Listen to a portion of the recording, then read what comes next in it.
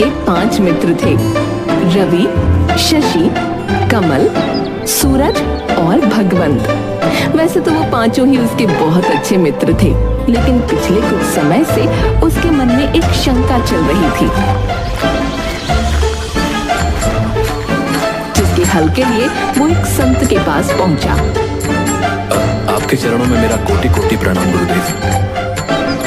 खुश रहो बालक, बताओ कैसे आना हुआ? मैं जानता हूँ ये अजीब बात है, पर मेरे 5 मित्र हैं। उन 5 में मेरा सच्चा मित्र कौन है, ये मुझे जानना है।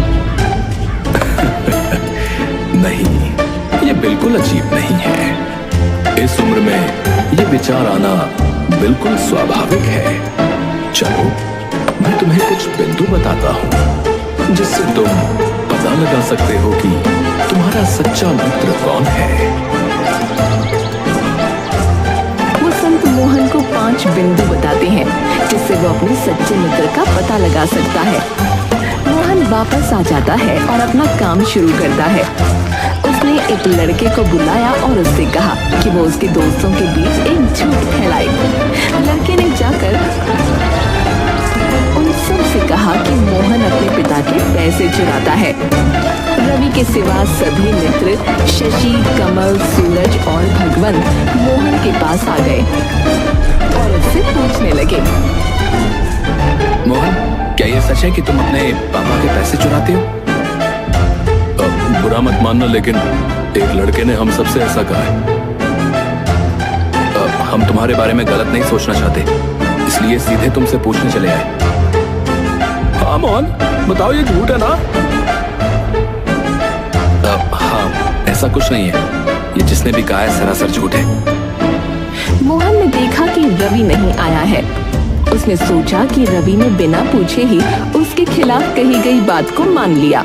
उसे लगा कि शायद रवि उसका सच्चा मित्र नहीं है, लेकिन उसे अभी अपने दोस्तों की और परीक्षा लेनी थी। एक दिन वो अपने 5 दोस्तों के साथ नदी के पास खेलने गया। उसे तैरना आता था, लेकिन वो उनकी परीक्षा लेने के लिए अचानक नदी में गिरकर डूबने का नाटक करने लगा। चलो, आज पता चलता है कि कौन मेरा सच्चा मित्र है।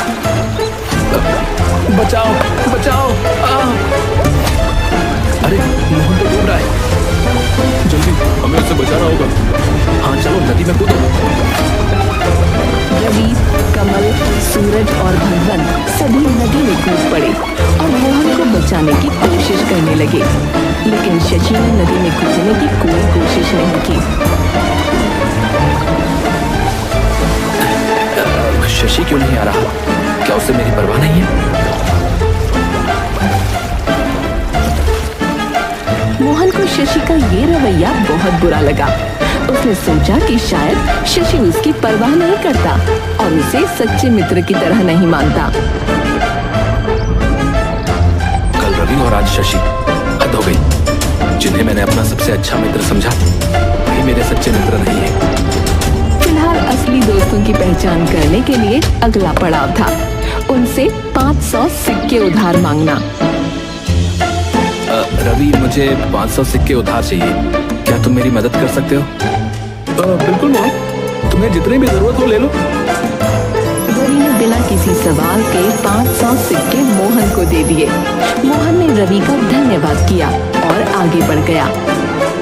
शशि, मुझे 500 सिक्के उधार चाहिए। मैं तुम्हें अगले महीने लौटा दूंगा। बिल्कुल मित्र, ये लो। शशि ने भी तुरंत 500 सिक्के दे दिए। सूरज, मुझे 500 सिक्के चाहिए। क्या तुम उधार दे सकते हो? हाँ, क्यों नहीं? इसमें इतना शर्माने वाली कौन सी बात है? सूरज ने भी बिना किसी हिचकिचाहट के 500 सिक्के दे दिए। भगवान, यार 500 सिक्के होंगे क्या तेरे पास? हाँ है, ये ले। भगवंत ने भी तुरंत 500 सिक्के दे दिए। अब अंत में मोहन कमल के पास पहुंचा। कमल, मुझे 500 सिक्के चाहिए। क्या तुम उधार दे सकते हो?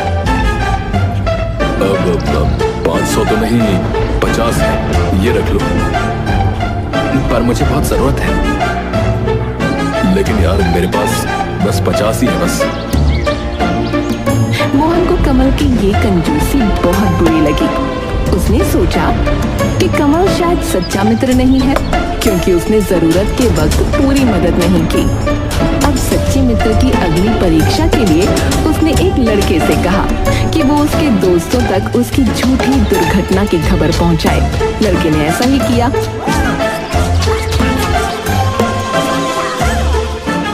मोहन, क्या हुआ? तुम ठीक तो हो? हमने सुना कि तुम सीढ़ियों से गिर पड़े। कैसे हो तुम? तुम्हें कुछ ज्यादा चोट तो नहीं आई? भगवान करे तुम जल्दी ठीक हो जाओ यार। सूरज कहाँ है? क्या उसे मेरी हालत के बारे में नहीं पता चला? पता नहीं मोहन, हम भी सूरज को ढूंढ रहे थे, लेकिन वो कहीं नहीं मिला। मोहन को ये बहुत बुरा लगा कि सूरज उसकी इतनी गंभीर स्थिति में भी मिलने नहीं आया। वो बहुत परेशान था कि उसका हर एक मित्र एक परीक्षा में उत्तीर्ण नहीं हो रहा है। आखिरकार कुछ दिन बाद मोहन ने संत द्वारा बताए 5वें और अंतिम बिंदु पर काम किया। तुम्हारा सच्चा मित्र कौन है? रवि, मैं एक लड़की से प्यार करता हूँ यार, पर ये किसी को बताना मत। मोहन, तुम मुझ पर भरोसा कर सकते हो, मैं किसी से कुछ नहीं कहूंगा।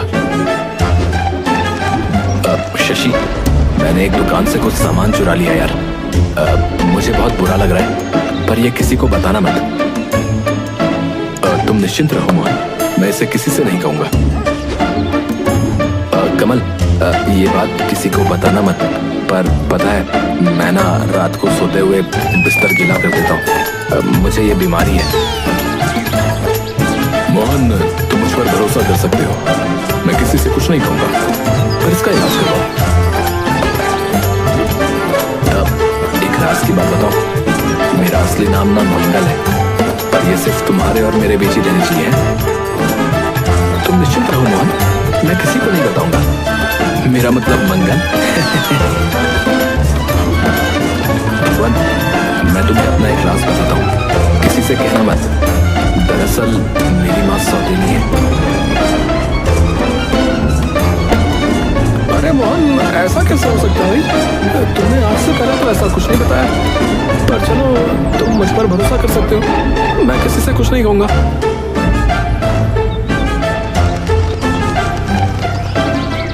कुछ दिन बाद मोहन जब रास्ते से जा रहा था तो उसे एक लड़का मिला और वो बोला, क्या बात मोहन, सुना है तुम्हारी माँ सौतेली है?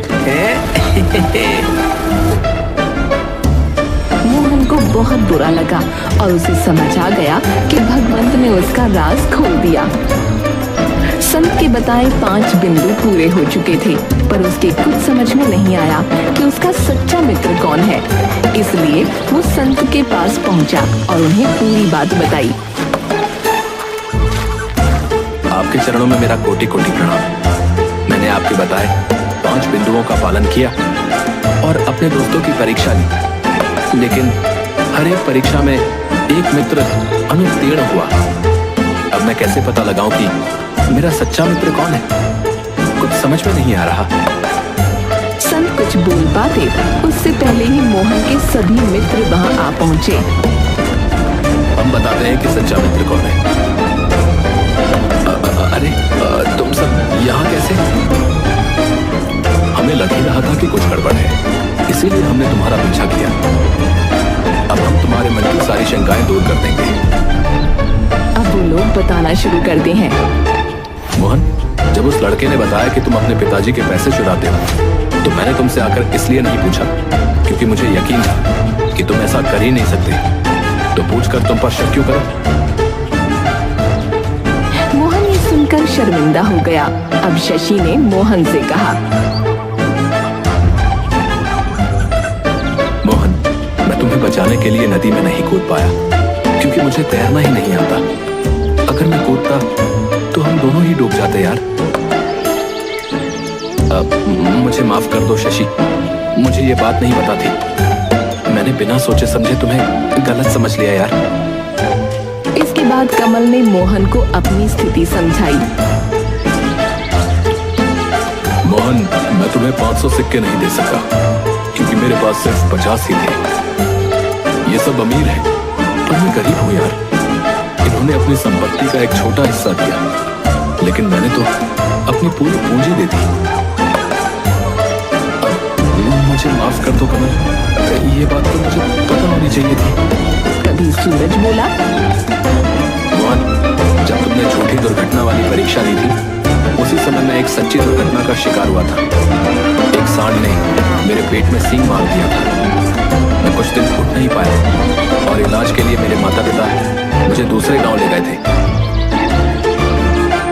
हे भगवान, तुमने मुझे बाद में बताया क्यों नहीं? कोई बात नहीं मोहन, मैंने बस सोचा कि क्यों अपना दुख बताकर तुम्हारा दुख बढ़ाऊं।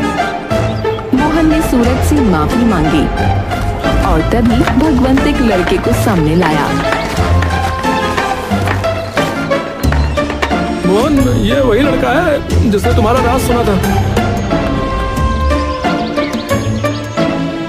मोहन, मुझे माफ कर दो यार, मैंने भगवंत और तुम्हारी बातें गलती से सुन ली थी। भगवंत ने मुझे कुछ नहीं बताया था। अपने हिस्से की सच्चाई बताकर मोहन के सभी मित्र अपनी नाराजगी जाहिर करने लगे। मोहन, क्या तुम्हें हम पर भरोसा नहीं था? तुमने हमारी मित्रता पर शक क्यों किया? क्या तुमने कभी सोचा कि हमारे पास भी अपनी अपनी समस्याएं हो सकती हैं? मैंने तैरना नहीं सीखा, तो क्या मैं मित्रता के लायक नहीं हूं? मैंने अपनी पूरी पूंजी तुम्हें दे दी, फिर भी तुम्हें मेरी नीयत पर शक हुआ? वाह, मैं घायल था और दूसरे गांव में था, फिर भी तुमने मेरे बारे में गलत सोचा। तुम कुछ सकारात्मक भी सोच सकते थे। तुमने मेरे ऊपर भी शक किया। कम से कम पूछ तो लेते कि क्या मैंने वो बात बताई है किसी को? अब हम तुमसे पूछते हैं मोहन, क्या तुम हमारे सच्चे मित्र हो? मोहन कुछ नहीं बोल पाया। उसकी आंखों में शर्मिंदगी और पछतावे के आंसू थे। देखो मोहन, ये सभी तुम्हारे सच्चे मित्र हैं। कोई भी इंसान उत्तम नहीं होता, तुम भी नहीं हो।